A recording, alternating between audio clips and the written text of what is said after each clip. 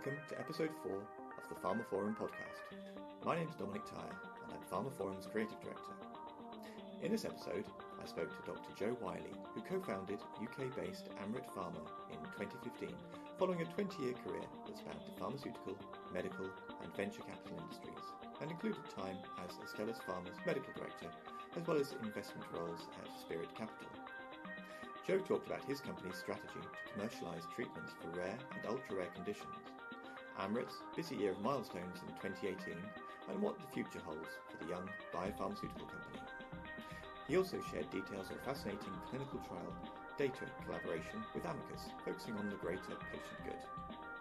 You can find more details of this episode, including a download link for the podcast and information about other instalments in the series at pharmaphorum.com/podcast. The podcast is also available on iTunes, where you can find and subscribe to it by searching for pharmaphorum. Joe, welcome to the pharmaphorum podcast. I wonder if we can start perhaps with, you can tell me a little bit more about Amryt Pharma and how and why the company was set up in 2015. Sure, Dominic, and thanks for having me. We set up Amryt Pharma in August 2015, and the strategy behind the company was A, to focus on rare and orphan diseases, and B, to acquire, develop and commercialize products. So from the outset, we didn't want to be a research company, but rather we wanted to be a commercial-focused company that acquired products that other people had developed, and then be really excellent at getting those products approved and reimbursed and commercialized. That was the strategy behind the company. And did you have particular rare or orphan diseases in mind when you started the company, or was it more broadly a case of looking at what opportunities presented themselves to you? Yeah, no, there wasn't a particular rare orphan disease we were focused on in setting the company up, albeit we focused very early on epidermolysis bullosa, or EB, which I'll tell you about. But really what we wanted to do was to put the patient at the centre of the strategy of the business. In rare and orphan diseases, as you know, unlike common diseases where if you have, for example, blood pressure, you have any amount of different options in terms of treatment for that condition.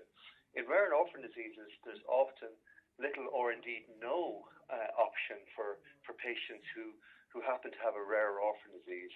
And therefore, there's a very high unmet medical need. And we felt that was wrong, and we wanted to be a part of the solution to try and create therapeutics, or bring therapeutics rather to market for these patients. So you're now about 3 years into the lifetime of Amryt Pharma since you set up. How has the company's strategy evolved over those years? Not in terms of what we wanted to achieve. We wanted to be a commercial company from the outset, and 3 years ago we were a startup with 2 people. So that again speaks to that strategy I mentioned to you about focusing on acquiring products and indeed other companies, and then bringing those products through to market. And as a very small company at the time, by focusing again on rare and orphan diseases, create a commercial company and bring these products to market. Because if you think about it, if there's very small numbers of patients, that also means very small numbers of treating physicians in very small numbers of centres. So we could have a commensurately small commercial footprint to be able to bring those products to patients. And we're proving that by doing. We in-licensed our first commercial stage asset, Lojuxta, which treats a rare disease called homozygous familial hypercholesterolemia, or HoFH, in December 2016. And we are now commercializing that product very successfully across Europe and across the Middle East. Okay, and so mention of Lojuxta then brings us neatly on to 2018, and it's clearly been quite a busy year for the company. What have been the key achievements, would you say, that have particularly stood out for yourself? As I said, Dominic, the strategy is to acquire, develop and commercialize products. So we achieved both a new acquisition during 2018, where we in-licensed a new gene therapy asset for epidermolysis bullosa, and we also grew our sales of Lojuxta quite considerably, and indeed we're successful and very pleased to see access for patients in the UK with a positive decision from NHS England and NICE during the period. We have three pillars in our business of growth. Our first pillar is to grow our Lojuxta business, so we've done that very well during 2018. Our second pillar is to develop our EB pipeline, and we have an asset in phase 3 in EB, that's AP101, and we've progressed that study well. And as I said, we've in-licensed the gene therapy asset. And then the third pillar of growth is to complete further acquisitions. And as I said, we in-licensed that gene therapy product during the year. So I guess we have enhanced each pillar of growth of our strategy during 2018.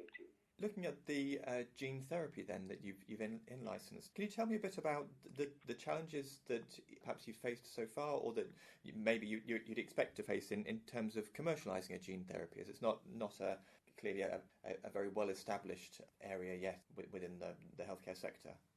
Yeah, Dominic, good point. We believe on the cusp of a wave, which is a tremendously exciting area of medicine that's really just opening up right now. That is gene therapy. Obviously, there are some great examples of companies that have done very well and brought products through to market recently. Our product is different, and in that it does not require a viral vector. The majority of other gene therapy products out there require a viral vector. This is a non-viral approach, so it's a novel approach. It uses a hyperbranched polymer technology that is applied topically to the skin, and in our preclinical models shows great efficacy at producing the collagen 7 that is lacking in recessive dystrophic EB patients, and for that collagen 7 to go to the right parts of the skin in our preclinical models. So we're tremendously excited about it, and we are conducting further confirmatory testing right now, which we expect to have the data for in Q4. And in terms of commercialization, we believe that having a simple polymer technology will be of benefit. And also, because our product is going to be will likely be required to be repeated applications over time, we believe that having a polymer technology will be an advantage in that scenario. So we're very pleased about it and very excited about the future. And in terms of Lojuxta, so that treats particular ultra-rare, life-threatening genetic condition. So I guess that must throw up some interesting challenges for yourselves in terms of access to treatment and access within rare diseases. Can you tell me a bit about your experiences of access within rare diseases? Yes, sure. So access to products in rare diseases can be challenging, and indeed has become a little bit more challenging over time, in that our processes in place in each individual country. We commercialize across Europe and the Middle East, and each individual country has their own way of granting access to patients who are in desperate need of therapy, some of which are more efficient, frankly, than others. We're very pleased, though, that we have had significant success across our territories, and I believe that one of our core skill sets as a business has been the expertise that we've brought into the business that has allowed us to successfully navigate the reimbursement landscape across multiple jurisdictions. And we understand that it's not a one-size-fits-all, but rather a bespoke solution is required to commercialize in each individual country. And that often involves a holistic approach, including engaging significantly with patients and with patient advocacy groups. For example, we are very engaged with Heart UK in the UK, and they were tremendously helpful in terms of helping us with our submission to NHS England for Lojuxta and HoFH, and also engaging with government, etc., in order to, and indeed with the media, in order to highlight the social injustice that exists. And what I mean by that is that social injustice is as I described it earlier, that if you have a rare disease, it's unfair that you often have no option at all or limited options, whereas if you have a common disease, there are many options. So really it's that entire expertise that I believe that our we've brought in very successfully, developed very successfully within Amryt. And it's really that expertise that we find that potential partners are interested in partnering with us for, because it's relatively uncommon to have that degree of expertise, particularly in a small company like ours. And in terms of Le Juxta and NHS England, and of course you won funding approval in, I think it was July this year for the treatment. Presumably as part of that it had to pass through the NHS's specialist commissioning process. I wonder, were there any lessons that you noted in having to move the product through the NHS specialist commissioning process?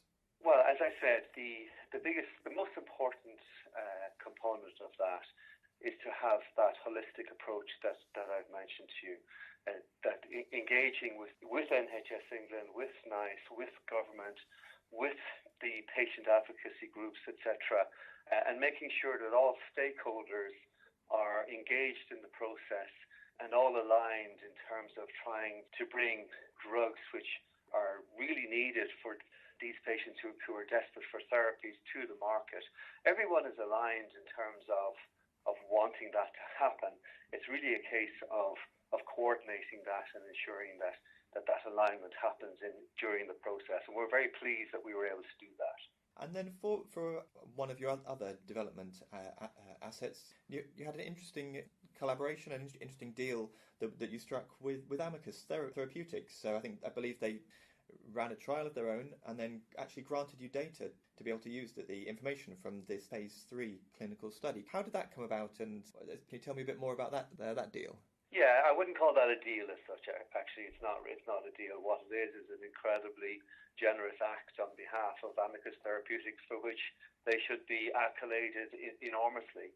It is a great example of a company doing something which is in the best interest of patients that they didn't have to do.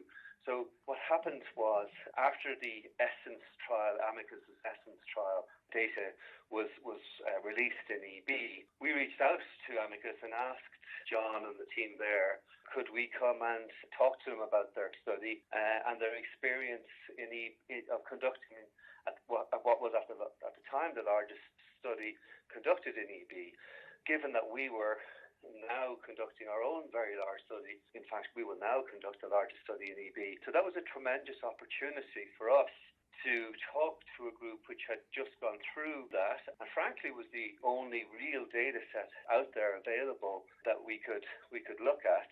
Amicus did not have to at all open their data to us, but as I said, they were enormously generous and acted in the best interest of patients, which really doesn't surprise me given that company's culture.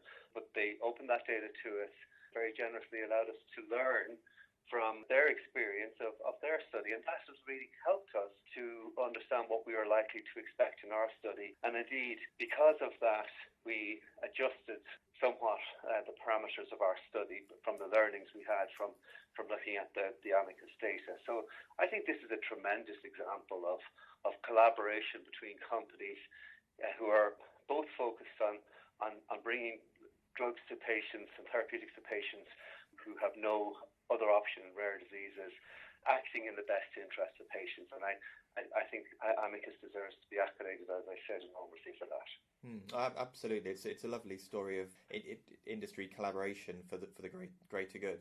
So I think that quite nicely brings us more or less up to date after what's clearly been a very busy year for your company. There's still a few months left in 2018. There'll be 2019, obviously, before we know it. So looking ahead then to the end bit of this year and on into next year, what does your company have planned?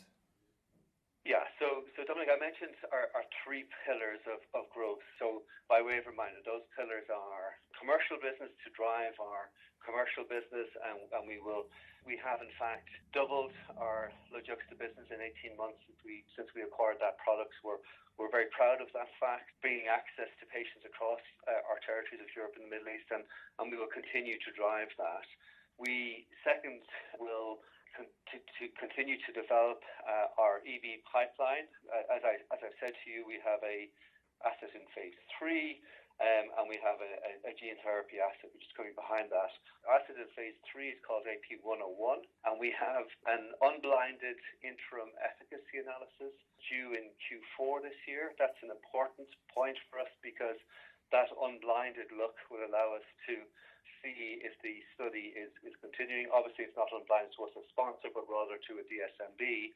But that will allow us to either continue the study as is, or indeed adjust the sample size if necessary, depending on what the statisticians see at that interim efficacy analysis data point in Q4. So that's an important point. And then we expect top-line data from that study in Q2 next year.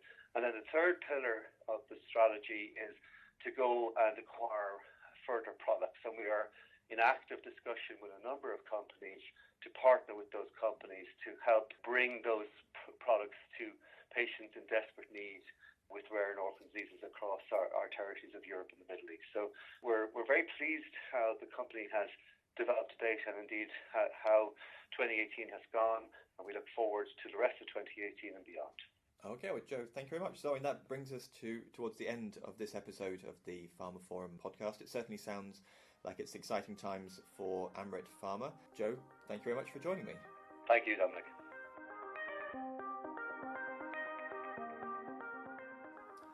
And that's it for this episode of the pharmaphorum podcast.